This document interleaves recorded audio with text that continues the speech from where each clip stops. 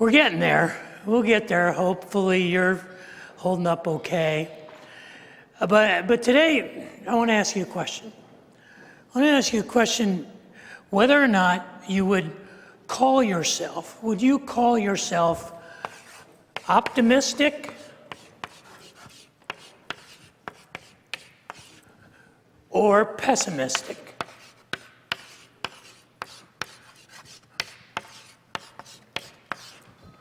You don't want to misspell pessimistic. That sounds terrible. But which are you? Are you optimistic or are you pessimistic? And today I want to give you a little test. So pay attention. I'm going to ask 6 questions, or I'm going to make 6 statements. And I want you to think, I agree with that or I disagree with that. So 6 statements. Hang in there with me.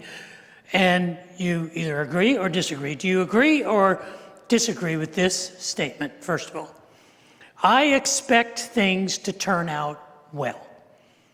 Agree or disagree? Second statement, I believe in and look for the best in people. Agree or disagree? Number 3, I look forward to what is next and I am excited about the future. Agree or disagree? Question number 4, statement number 4. I am annoyed by optimistic people. Agree or disagree? 5th statement. I am uncomfortable with change since it only makes things worse. Agree or disagree? And number 6, these aren't even questions. I think random tests like this are unreliable crap. Agree or disagree? Now, obviously, if you agreed with the first 3, you obviously are a person who is more optimistic. And if you agreed with the last 3, you're a person who is more pessimistic.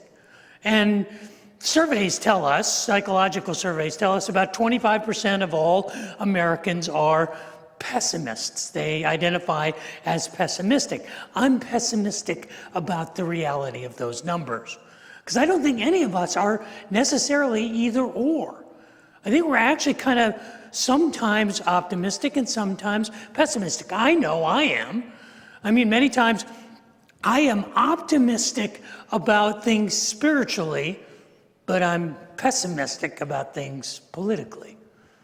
I know many times I am optimistic about my friends and the people that I like. I'm optimistic about their future, but I have a tendency to be more pessimistic about myself.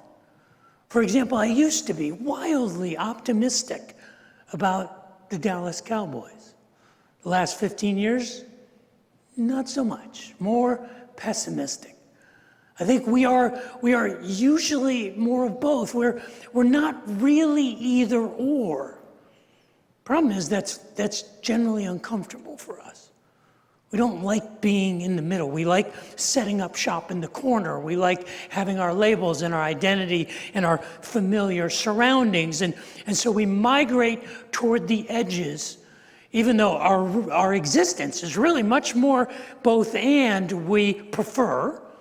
It's more comfortable for us if we live in the either or, if we live on one side or the other. I think there's a lot of reasons for that. I mean, I can think of 3. The first one is evolution.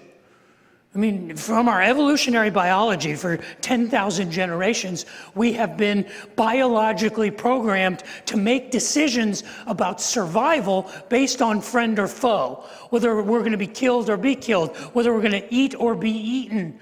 We are trained biologically. Our brains are programmed to make decisions about good and bad, right and wrong, black and white. We migrate toward that because of our biology. I think another reason we have a tendency to drift toward the edges, toward the extremes, is the sheer amount of data that we encounter in our life. All of the time we are deluged with a tsunami of information.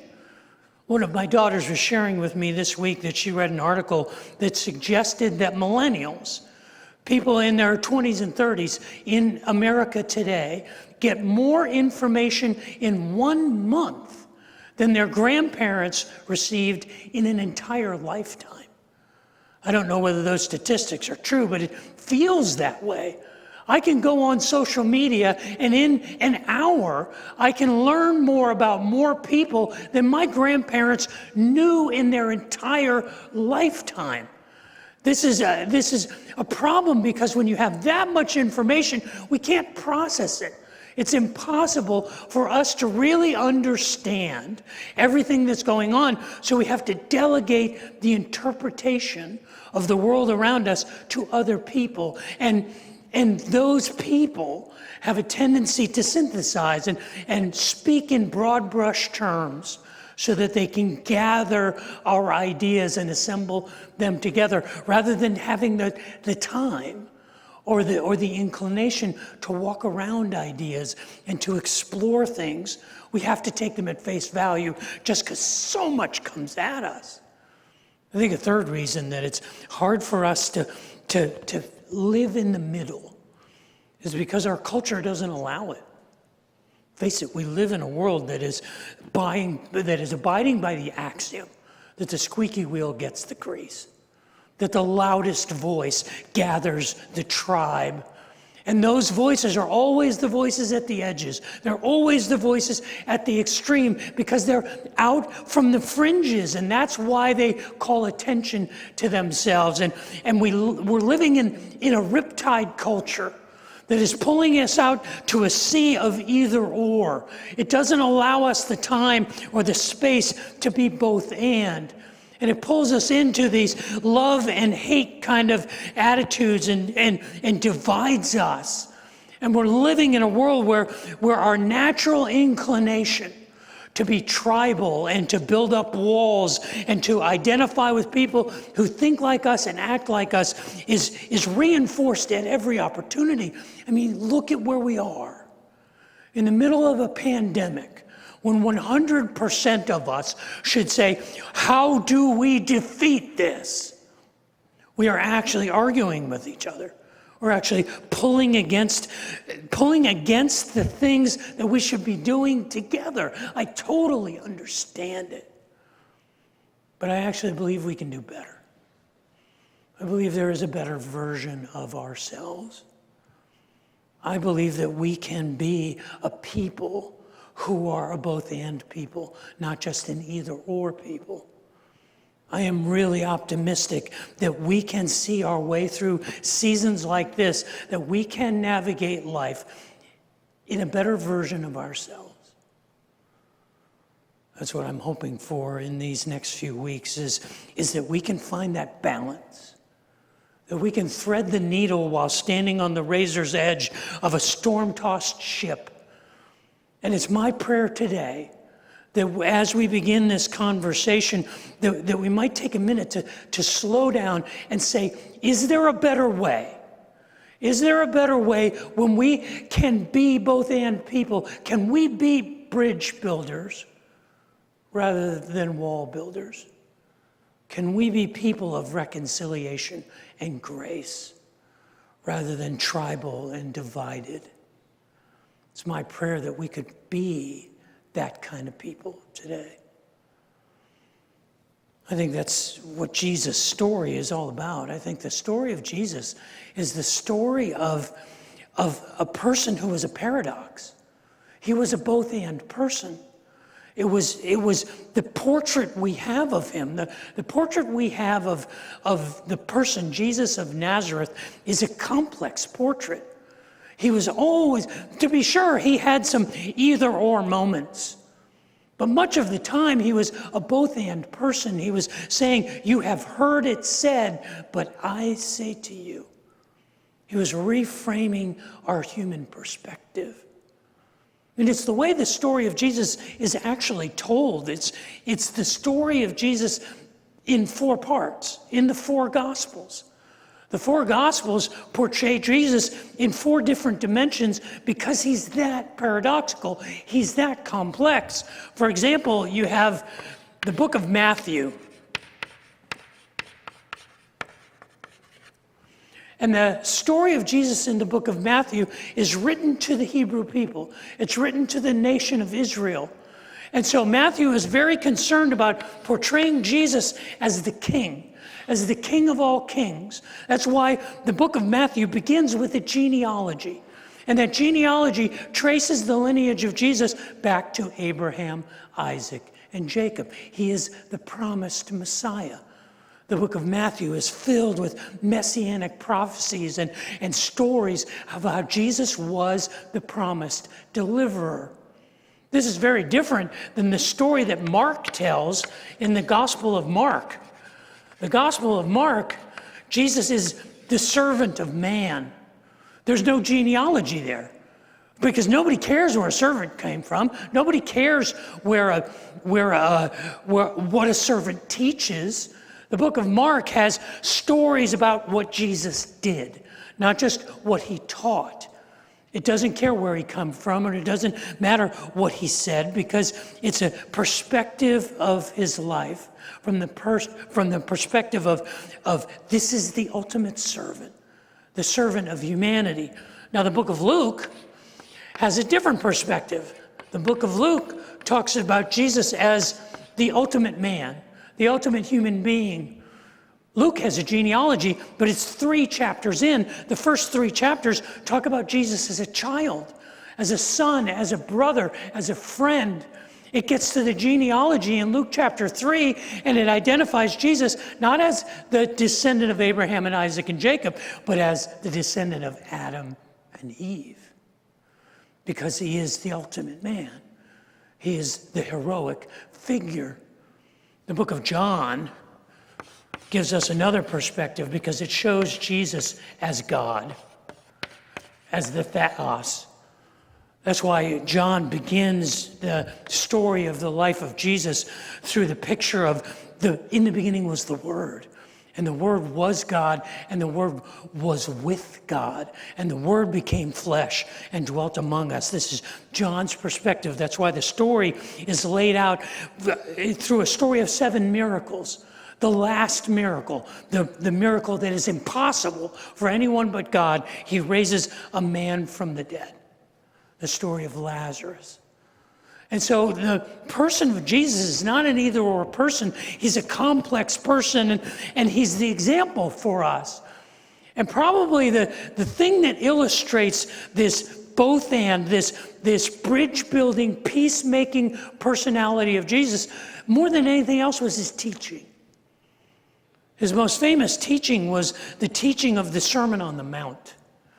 The Sermon on the Mount was his most famous message, and the most famous part of his most famous sermon we know of as the Beatitudes. The Beatitudes are where Jesus turns the standard idea of what a blessing is on its head.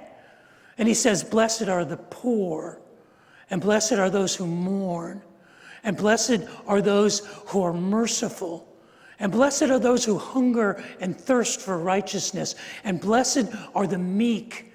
And blessed are the pure in heart. And blessed are the peacemakers. And blessed are those who are persecuted." And he turns our understanding of the world upside down. And he says, it's not the way you thought it was. Over these next 4 weeks, I want to take the time to explore the paradox, what it means to live in between, what it means to live as peacemakers, as bridge builders, as people of grace and reconciliation. I want to explore this, and I want to listen to the teaching of Jesus from his most famous sermon, but not from the way that Matthew records it, but from the way that Luke records it in Luke chapter 6.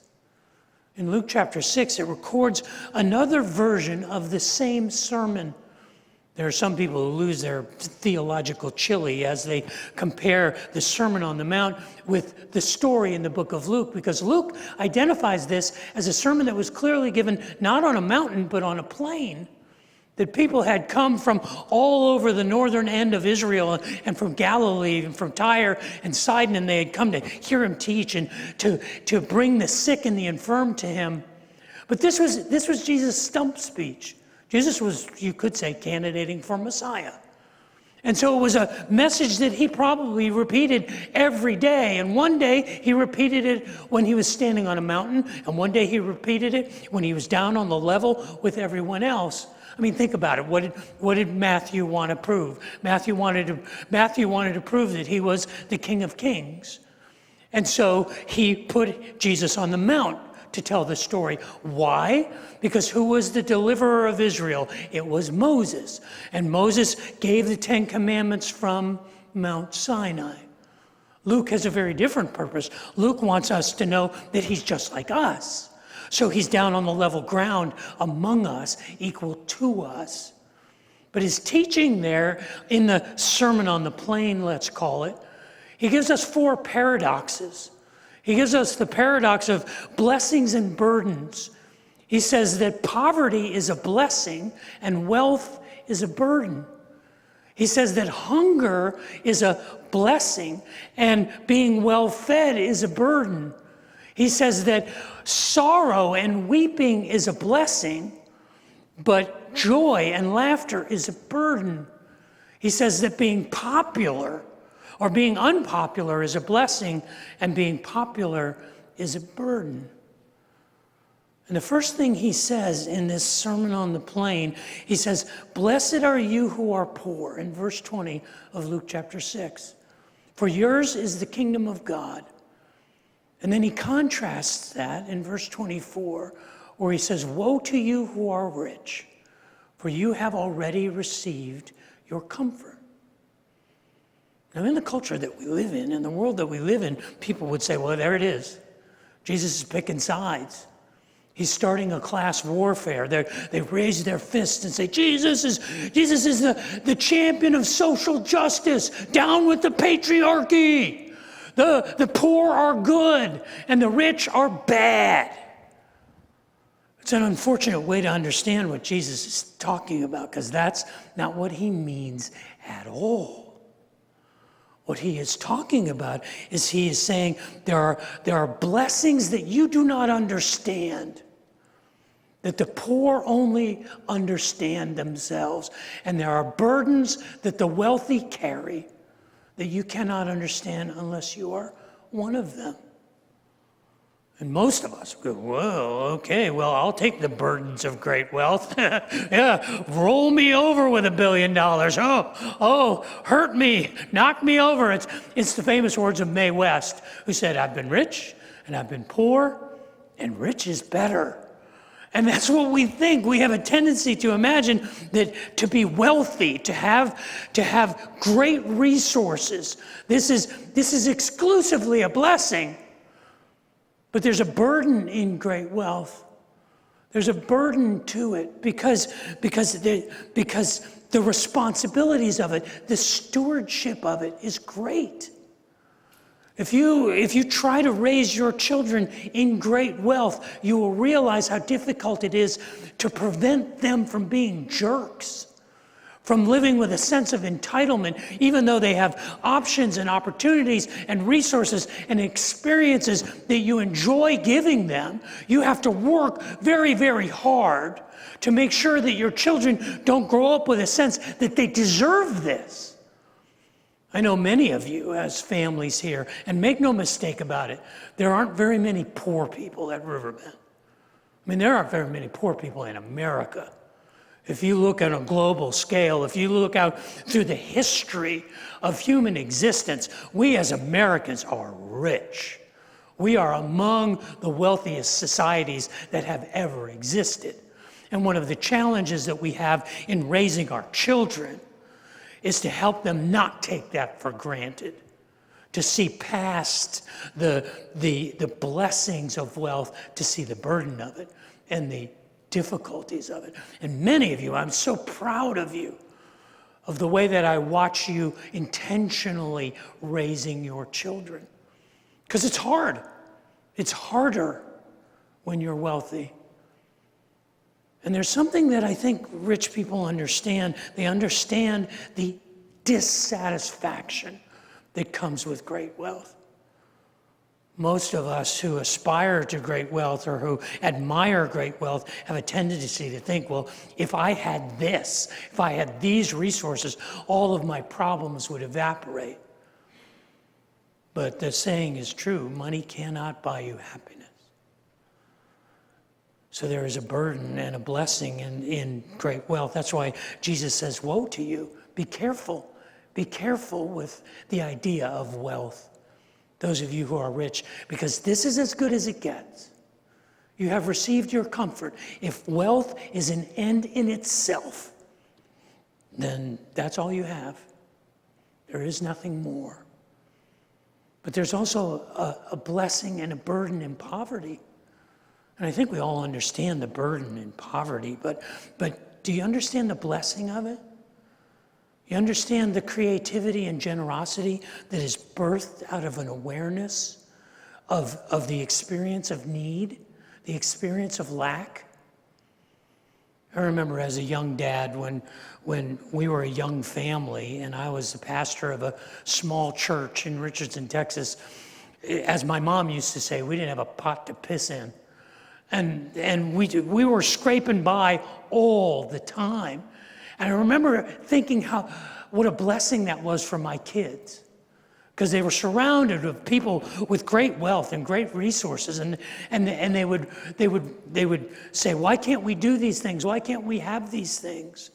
And I remember thinking, I would rather raise you without them, so that you understand the true value of them, than give you all of these things, so that you might take them for granted.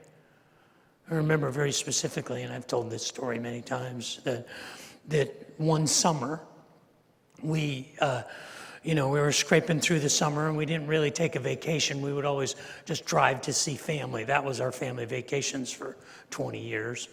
But that summer I had said to the girls, I said, if we have a good summer, at the end of the summer, when mom goes back to teaching and she has that week of in-service and I'm the single dad while she's working all day, we're going to go to Six Flags. And I said, we're going to save up our money now. And I remember intentionally telling them every week, here's how much money we saved. And the Sunday before we were going to go to Six Flags, on Monday, I had about $180 in cash in my wallet.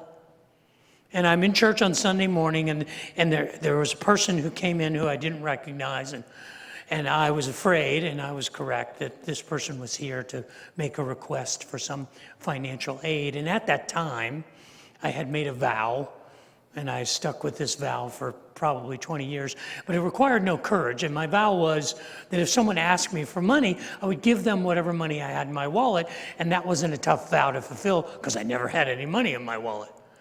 But this day, when the person came to me and they said, my family's on hard times and I really would like to, know if you could help us out financially. I was stuck between God and a hard place, and the money I had in my wallet was the $180 for our Six Flags trip on Monday. And I remember saying to this young man, I said, well, let me give you a ride back to your home, and I want to meet your family, and I'll give you what I got. I don't have much, but I'll give you the cash that I have. And so we loaded up our family in our little minivan, and we drove them to this ramshackle apartment in the south side of Richardson, and I went in and saw his wife and his two kids, and they really were threadbare. And so I gave him the $180. And I remember I was tearing up walking out, and I wasn't crying because of their suffering. I was crying because I just gave up my day with my girls at Six Flags. I remember getting in the car, and I was sad and I was angry, and they were like, Dad, that was so good. They needed that so much. We'll go to Six Flags another time. The rich don't understand this. They don't understand the blessing of understanding the need, of meeting needs, of generosity expressed out of poverty, of the creativity that it inspires. You see, I think what Jesus is doing is he's reframing our perspective. Because we have a tendency to do this. We have a tendency to look at someone who is rich and successful and say they're more valuable than the average person. Their opinion is more valuable. Their influence is more important because they've succeeded. They have the keys to the kingdom. They have the secrets. And Jesus says, no, that's their own comfort. That's all they have. That's the bed they lie in. The person who survives, who makes their way with very little, the person who is poor, that's the person who understands the kingdom of God. That's the person who you should get wisdom from. That's the person who you should take an extra measure of time with. Because we have a tendency to look at those who are poor and say, you're a failure. You have nothing to offer me because what have you done right? Look at your life. It's a mess. I'm calling this series Bless in the Mess. And I wanted to call it Blessing in the Messing, but that didn't sound right. And really what I'm doing is I'm paying tribute to our pastor, Dr. Gerald Mann, who had a wonderful phrase. He used to say, there's a yes in every mess. Well, I'm kind of moving it a little off to the side and saying that we can be a blessing in the midst of the mess. Be a bless and look for the bless in the mess. And so as we begin to unpack these paradoxes and these and the tension of what it means to live in the middle, to be a people of reconciliation, a people of grace, what it means to be a blessing to others. I think what we're doing is we're walking around our circumstances and looking at it from different perspectives and listening to the story of Jesus from the book of Luke, where he says, I want you to be like him. Be a better version of your own self. Be like him. And I'm optimistic that we can do this. I'm optimistic that we can do this because of this basket right here. This basket represents a basket of food that we put in the trunk of a car of a family who comes to our Austin Reconciliation Church Neighborhood Development Center on the east side of Austin, or who comes to Travis Heights Christian Outreach on Wednesdays or Fridays. To the thousands of people who come by, we have these boxes, a week's worth of food, perishable foods and breads and fruit. And we've even been supplied with meat and potatoes and vegetables.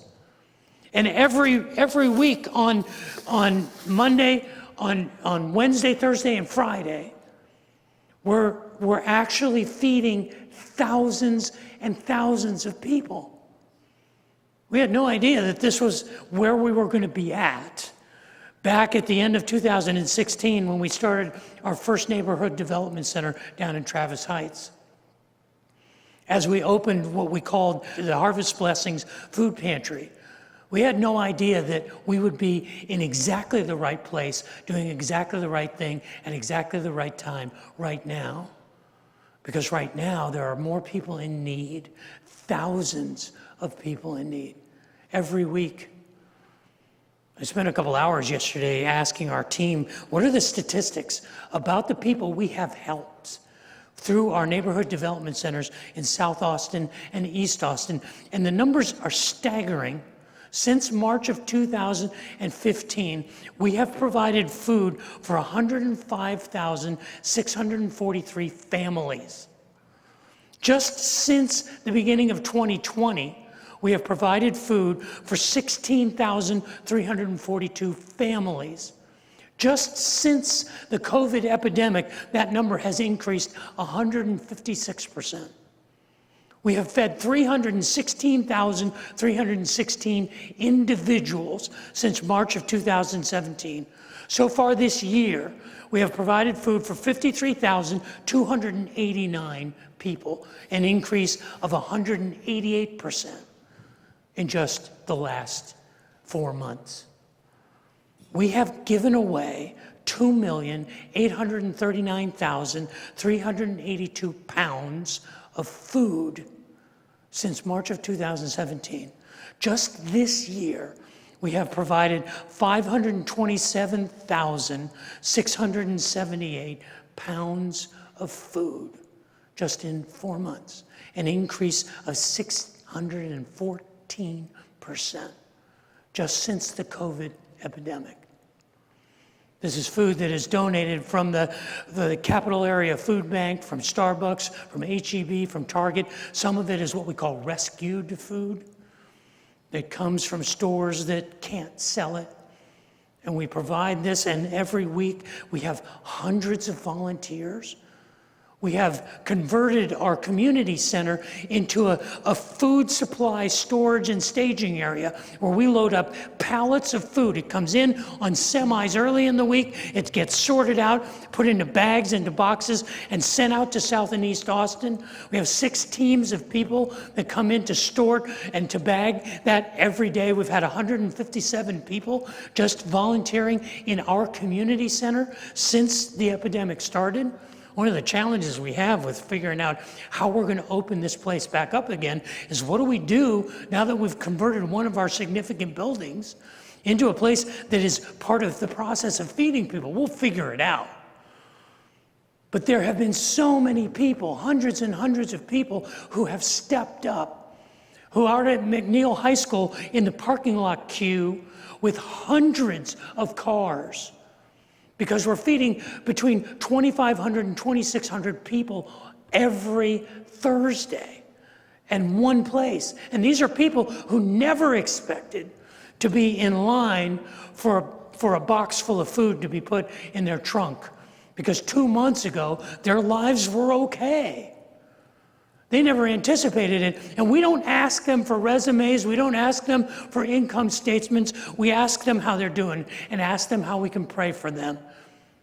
And we put a box of 20 pounds of food in their trunk, no questions asked, and bless them and send them on their way. And it's because we have people like Ralph and Sissy, like Camilla and Matthew, like Jared and Judy, and Jim and Patty, and Tom and Linda, and Mary and Bill, and Mike and Scott, and Brian and Carol, and Jim and Sherry, who are dedicating their lives to be generous, to build bridges, to reach out. See, I'm optimistic because of this box, because of what I'm seeing. But I'm pessimistic. If we don't do better, if we don't figure out how to place ourselves in the in-between, how to thread the needle while we're standing on the razor's edge of a storm-tossed ship, if we don't figure out how to be the peacemakers and the bridge builders, I'm pessimistic about what's going to happen. I believe we'll get through this. We will. We're resilient, strong, we'll figure it out. But we may miss the opportunity for us to be the better version of ourselves, for us to be the people who position ourselves in between. And I realize if you're paying attention, you may be going, Dave, you're just building a tribe. You're just pushing people into another corner. No, I'm not. I'm saying let's see if we can't find the best in each other, if we can't cherry pick what's good and focus on that, rather than focus on the things that push us apart. I realize what I'm praying for is that we will position ourselves as reconcilers and mediators. And you may say, well, that means just abandoning your convictions, just saying, whatever, I don't care, No, it requires more conviction. I'll tell you why it requires more conviction, because it requires more courage to be generous than to be a bully. It requires more commitment to the people you want to be than to just run off into your tribe and build walls and throw stones. So in that sense, I guess you could call me an optimistic pessimist, or maybe a pessimistic optimist. But I know what I'd rather have you call me. I'd rather have you call me a follower of him. You know, rather than call me an optimist or a pessimist. Just call me a riverbender.